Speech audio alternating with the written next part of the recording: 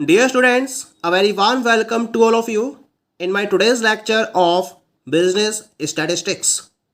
In today's lecture, we will discuss upon the topic Procedure of Testing Hypothesis. यानी आज के lecture में हम डिस्कस करेंगे हाइपोथेसिस को टेस्ट करने के रेफरेंस में हम किन किन स्टेप्स को फोकस करते हैं, क्या है वो प्रोसीजर जिसके बेसिस पर हाइपोथेसिस को प्रॉपरली टेस्ट किया जाता है। तो इसके लिए एक प्रॉपर प्रोसीजर मैंने डिफाइन किया है। इस प्रोसीजर में the very first step is set up a hypothesis.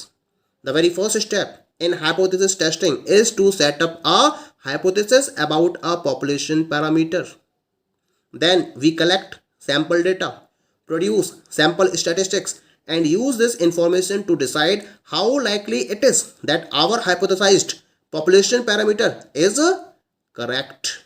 ये सबसे पहला स्टेप क्या रहता है हाइपोथेसिस टेस्टिंग में, हमें एक हाइपोथेसिस को सेटअप करना होता है पॉपुलेशन पैरामीटर के रेफरेंस में।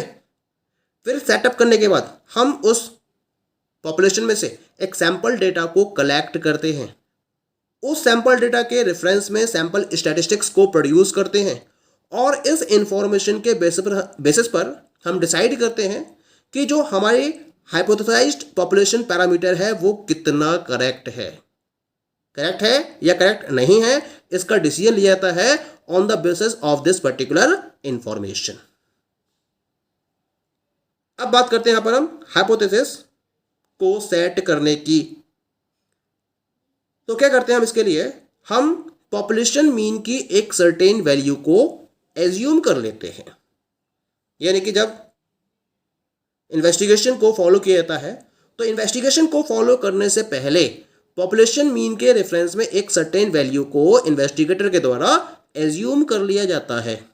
अब हमने जो एजम्पशन क्रिएट किया है पॉपुलेशन मीन की वैल्यू के रेफरेंस में, उसकी वैलिडिटी को टेस्ट करने के लिए हम क्या करते हैं, सैंपल डेटा को प्रॉपरली गैदर करते हैं।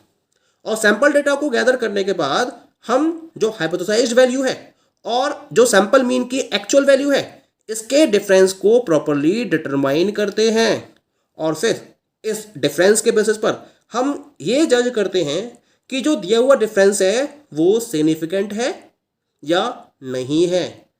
जितना ये डिफरेंस कम से कम होगा उतना ही ज़्यादा चांसेस होंगे कि जो हमारी हाइपोथेसाइज्ड वैल्यू है मीन की वो करेक्ट है, और जितना ये डिफरेंस बढ़ता चला जाएगा उतने ही कम चांसेस होंगे कि जो हमारी मीन की हाइपोथेसाइज्ड वैल्यू है वो करेक्ट होगी। That is clear. अब हाइपोथेसिस को टेस्ट करने के लिए हम क्या करते हैं, दो डिफरेंट टाइप की हाइपोथेसिस को सेटअप करते हैं और इन हाइपोथेसिस को इस तरीके से कंस्ट्रक्ट किया जाता है जिससे कि अगर हम किसी एक हाइपोथेसिस को एक्सेप्ट करते हैं तो दूसरी रिजेक्ट हो जाती है, और अगर हम अदर हाइपोथेसिस को एक्सेप्ट करते हैं तो पहली वाली हाइपोथेसिस रिजेक्ट हो जाती है। इस तरीके से हमें इन दोनों ही हाइपोथेसिस को प्रॉपरली कंस्ट्रक्ट करना होता है। These two hypotheses are normally referred to as null hypothesis and alternative hypothesis। तो जिन दो हाइपोथेसिस की हम बात कर रहे थे सेटअप करने के रिगार्डिंग, वो दो हाइपोथेसिस होती हैं। पहली होती है उसमें से नल हाइपोथेसिस और दूसरी कहलाती है अल्टरनेटिव हाइपोथेसिस। पहले बात करते हैं नल हाइपोथेसिस की। Null hypothesis asserts that there is no real difference in the sample and the population in the particular matter under consideration, and that the difference found is accidental and unimportant arising out of fluctuation of sampling।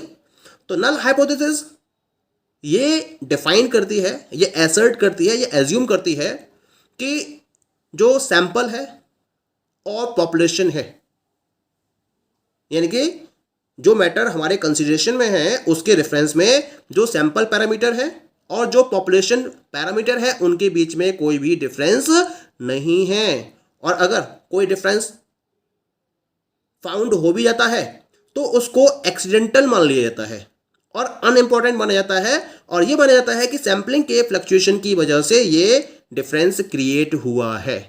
तो कुल मिला के null hypothesis, population parameter और sample parameter के real difference को count नहीं करती है। वो ये मानती है कि सैंपल पैरामीटर और पॉपुलेशन पैरामीटर दोनों ही सिमिलर होते हैं। Now we will talk about the alternative hypothesis. Alternative hypothesis को नल हाइपोथेसिस के अगेंस्ट में सेटअप किया जाता है। The alternative hypothesis specifies those values that the researcher believes to hold true. Of course, he hopes that the sample data lead to acceptance of this hypothesis as true. यानी कि alternative hypothesis उन particular values को specify करती है जिन्हें जो researcher है वो ट्रू होल्ड करते हुए बिलीव करता है, और वो होप करता है कि जो सैंपल डेटा है वो इस पर्टिकुलर हाइपोथेसिस को ट्रू एक्सेप्ट करेगा।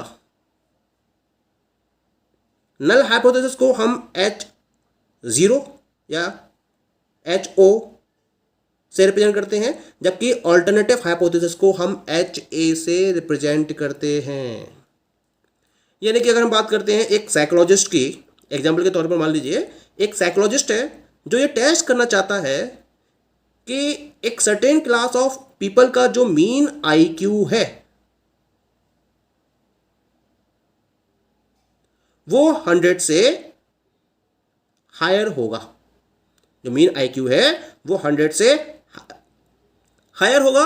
इसको अगर वो प्रॉपर्ली टेस्ट करना चाहता है तो इसके रिगार्डिंग वो दो टाइप की हाइपोथेसिस को सेट करेगा, नल हाइपोथेसिस और ऑल्टरनेटिव हाइपोथेसिस को। नल हाइपोथेसिस क्या होगी?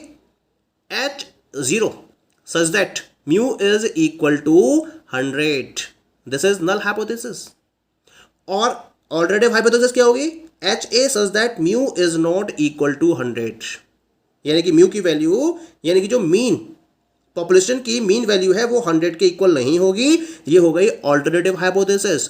तो यहाँ पर आप देख रहे हैं जो नल हाइपोथेसिस है वो ऑल्टरनेटिव हाइपोथेसिस की बिल्कुल अपोजिट है, या फिर ऑल्टरनेटिव हाइपोथेसिस नल हाइपोथेसिस की अपोजिट है। अब टेस्ट करने के बाद अगर नल हाइपोथेसिस एक्सेप्ट होती है तो ऑटोमेटिकली ऑल्टरनेटिव हाइपोथेसिस रिजेक्ट हो जाएगी, और अगर ऑल्टरनेटिव हाइपोथेसिस एक्सेप्ट होती है तो नल हाइपोथेसिस ऑटोमेटिकली रिजेक्ट हो जाएगी।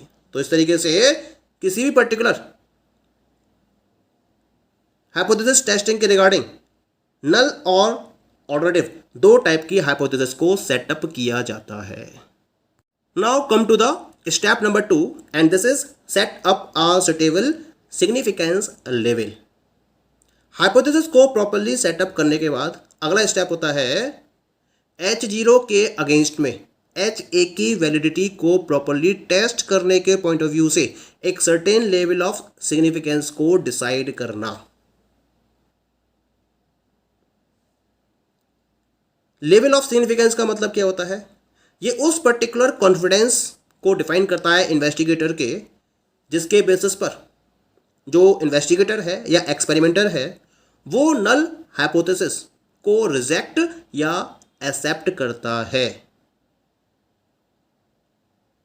नल हाइपोथेसिस है, उसको एक्सेप्ट करना है या रिजेक्ट करना है, उसके लिए एक सिग्निफिकेंस लेवल अडॉप्ट किया जाता है जो कॉन्फिडेंस को डिफाइन करता है एक्सपेरिमेंटर के, जिसके बेसिस पर नल हाइपोथेसिस को आप या तो एक्सेप्ट करोगे या फिर रिजेक्ट करोगे। सिग्निफिकेंस लेवल को हम कस्टमरली परसेंटेज के तौर पर एक्सप्रेस करते हैं, जैसे कि 5% level of significance, 1% level of significance, 10% level of significance, और ये नल हाइपोथेसिस को रिजेक्ट करने की प्रोबेबिलिटी को डिफाइन करता है अगर ये ट्रू है। ठीक है, तो 5% लेवल ऑफ सिग्निफिकेंस का मतलब हुआ कि 95% चांसेस हैं कि नल हाइपोथेसिस को सेलेक्ट किया जाएगा और 5% चांसेस हैं कि नल हाइपोथेसिस को रिजेक्ट किया जाएगा। तो यहां हम एक डायग्राम के हेल्प से डिफाइन करेंगे वो पर्टिकुलर रीजन। एक 5% लेवल ऑफ सिग्निफिकेंस के रेफरेंस में उस पर्टिकुलर रीजन को हम डिफाइन करेंगे जहां हम नल हाइपोथेसिस को एक्सेप्ट करेंगे और जहां हम नल हाइपोथेसिस को रिजेक्ट करेंगे, और इसके लिए हम एक टू टेल्ड टेस्ट को यहां फोकस करेंगे। तो जैसा कि आप डायग्राम में यहां देख रहे हैं, मैंने एक टू टेल्ड टेस्ट के रेफरेंस में 5% लेवल ऑफ सिग्निफिकेंस को डिफाइन किया है। ठीक है, this is the normal distribution. और इस नॉर्मल डिस्ट्रीब्यूशन में जैसा कि आपको दिखाई दे रहा है, इसके दो पार्ट करे हुए हैं मैंने। This is the complete area. ठीक है, 5% का मतलब 2.5%, यानी कि 0.025 area on the right side and 0.025 of area on the left side. और बीच का एरिया कितना बचा? This is the 95% area.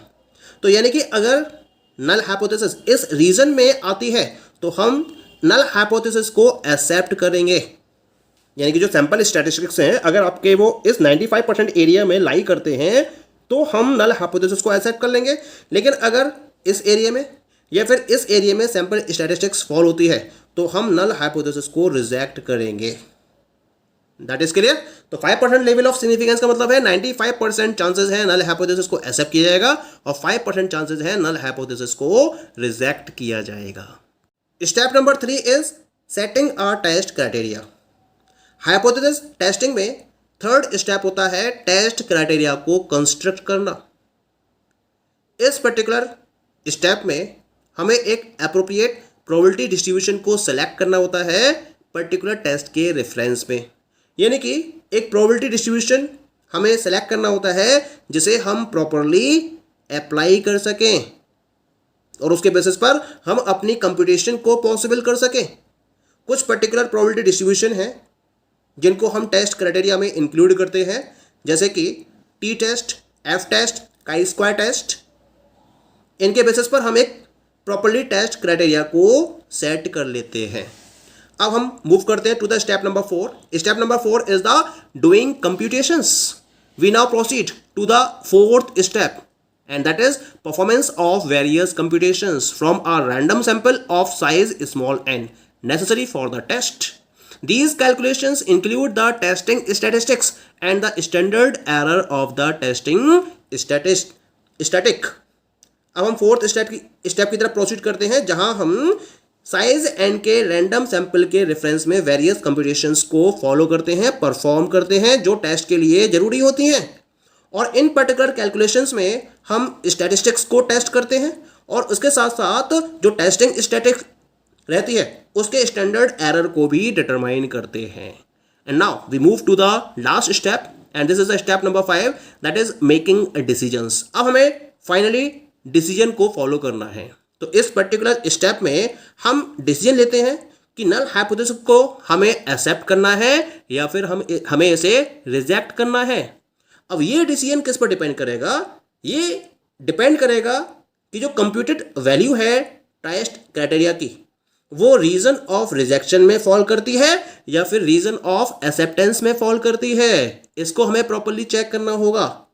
अगर हम 5% लेवल ऑफ सिग्निफिकेंस की बात करते हैं तो यहाँ जो प्रोबेबिलिटीज हैं ऑब्जर्व सेट ऑफ रिजल्ट्स की वो लेस देन 5% हैं। अगर ऐसा होता है लेस देन 5% आती हैं तो हम डिसाइड करेंगे कि हमें H0 को रिजेक्ट करना है, क्योंकि ये 5% वाले एरिया में लाई कर रही हैं। अभी मैंने पीछे डिस्कस किया था 0.025 एरिया ऑन बोथ साइड। तो उस एरिया में अगर ये लाई करती हैं 5% लेवल ऑफ सिग्निफिकेंस पर, तब हम डिसाइड करेंगे कि हमें नल हाइपोथेसिस को रिजेक्ट करना है। तो ऑटोमेटिकली ऑल्टरनेटिव हाइपोथेसिस क्या हो जाएगी? सेलेक्ट हो जाएगी। तो अगर हम H0 को रिजेक्ट करने का डिसीजन लेते हैं तो स्टेटमेंट क्या आएगा?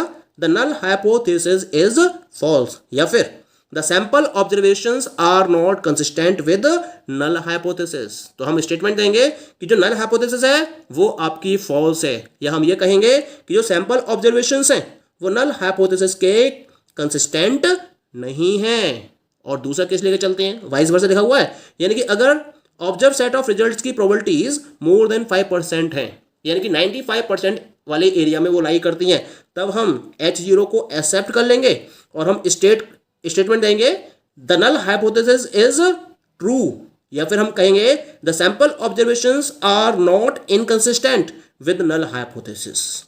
और इस तरीके से हम नल हाइपोथेसिस को एक्सेप्ट या रिजेक्ट करने के फाइनल डिसीजन को फॉलो कर लेते हैं। Okay, so these all are the steps in hypothesis testing. Thank you.